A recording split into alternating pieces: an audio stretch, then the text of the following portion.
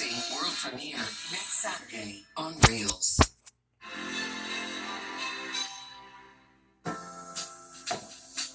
When he was just a boy, my husband Bernard decided to become a comedian.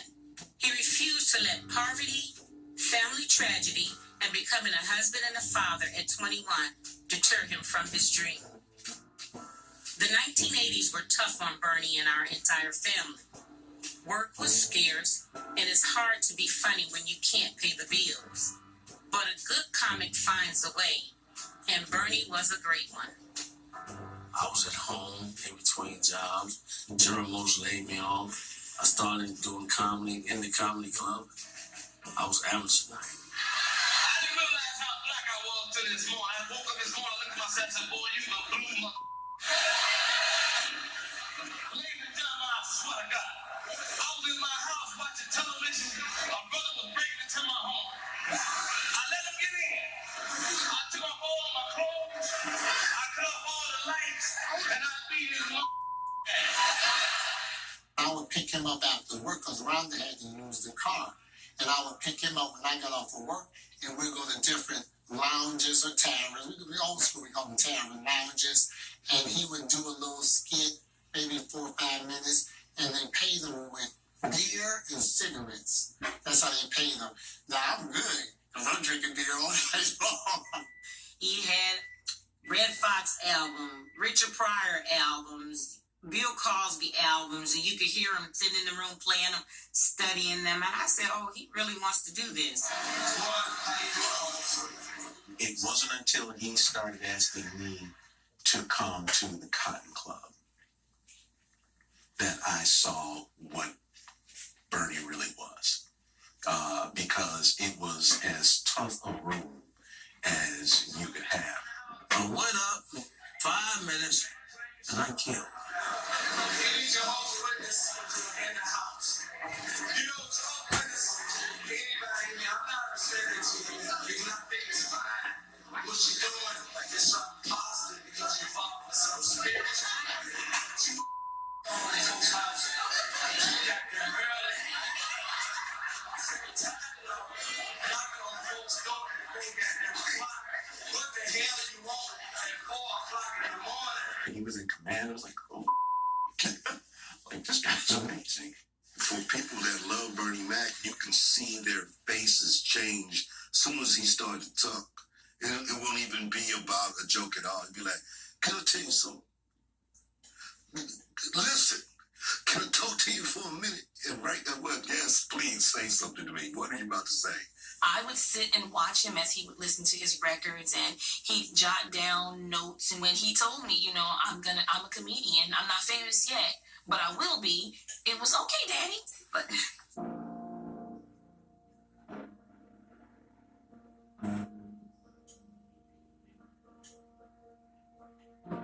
one day he came in the house and he said, I am short of breath. I can't catch my breath. So he went to a doctor, and the doctor took a x-ray and told him, oh, you have lung cancer. And he sent him into a whirlwind. He came home. Oh, no, he said, I have lung cancer. I can't leave you all right now. It's too soon. I said, first of all, you don't have lung cancer. I don't believe it. So we went to another doctor, and she said it's a disease called sarcoidosis. And I remember he and I both went, what? What? She said sarcoidosis. She said, I can't tell you much about it because I don't know much about it. And she said, well, all I can tell you right now is if it's not bothering you, don't bother it. And we were like, wow, wow. So as the years went on, it didn't bother him.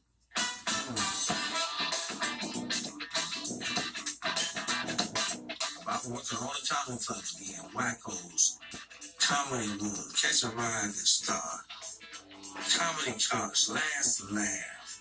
I was doing every comedy club. Now I'm getting my momentum and I'm getting paid for it. I grew up in the 60s and 70s. While I was cool, then we don't believe in no sweat. Am I right or wrong? He's like, I can really do this. I can really do this. And then that's when I said, well, I didn't want to be a dream killer. You know, don't want you to come back years later and say, if it wasn't for you, I could have made it. You stopped me. And I was like, well, if you think you can do it, go ahead and do it. You know, I'll support you. And I said, if I need to, I'll get a second job, which I did. I got a second job. Man, that was a killer too. But just so, you know, he could do it, I was like, go ahead, pursue your career, pursue your dream.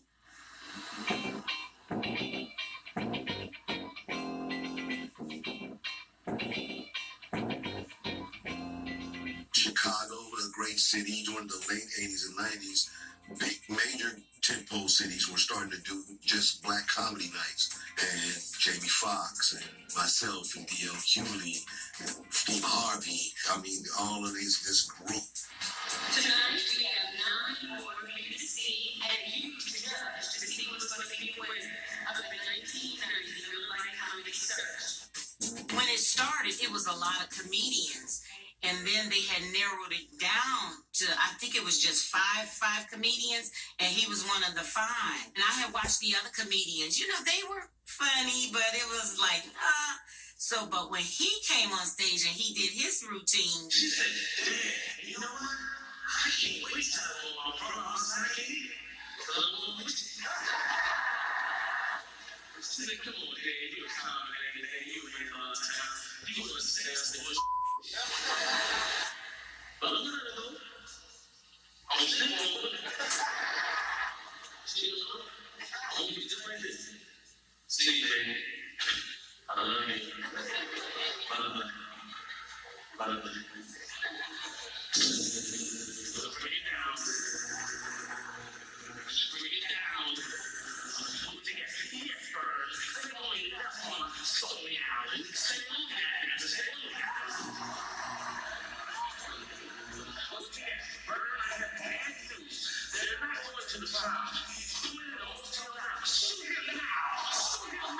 And you know, I look around to see what everybody is, how they respond to him. Everybody was just cracking up, bent over, you know, doing like this. And I was like, wow. And I told my daughter, I said, he got this. First place winner tonight, Middle Light Comedy Competition is Mr. Bernie Mac.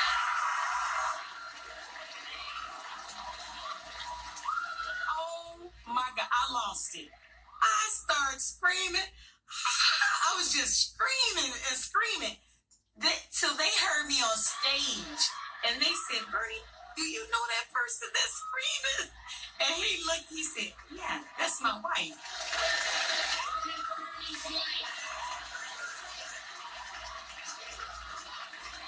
Well, I won $3,000, the biggest payday of my life. I won that $3,000 and I put that in the bank under my daughter's name for college. And from that moment, I never doubted anything he said. Because I remember before we even got married, he had told me, he said, I'm going to be rich. You better get on this train, girl, and ride with me. And I looked at him like, okay. He had told me that a long time ago when we were dating. He was going to be rich. I said, okay. Yeah, that's when I knew.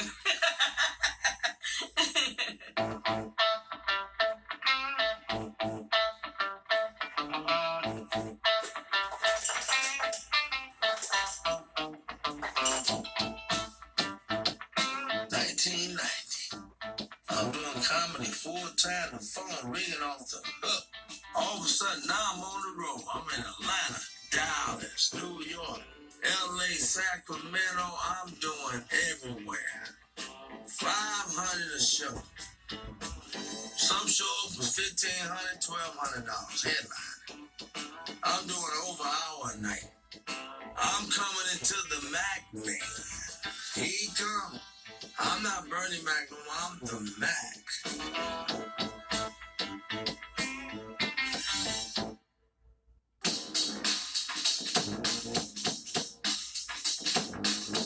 We knew he was coming on TV, so my whole family was like waiting for him to come on that night on the HBO. Bernie Mac. Oh yeah, that's my boy. The audience was so hostile. It wasn't your normal comic comedic audience. Thank you. People weren't coming out to be entertained because comedy, they were beating them up, they was talking about you in the front row. Right there, Martin Lawrence couldn't even get the audience backing up. He said, let me bring the next one out. And I grabbed the mic and it just came out. I ain't scared of you. I'm gonna tell you something, self press. I ain't coming for no foolishness. In New York, goddammit, y'all women look good. Y'all like a bigger lady, something look good. But I love sex. I love it. Can't do no more. And I'm blessed.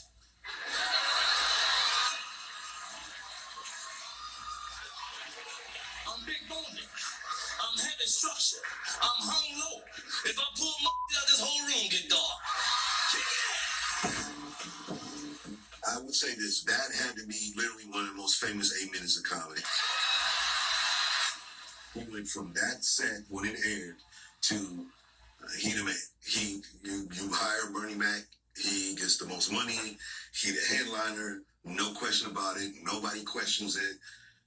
We all agree, shake on it, whatever it is, Bernie Mac's our leader, guys, and that became it. And it was all from that one joke. That one set. And so I don't know, I don't know what he would say, but I would be like, yo, dog, that was it, the way I saw it.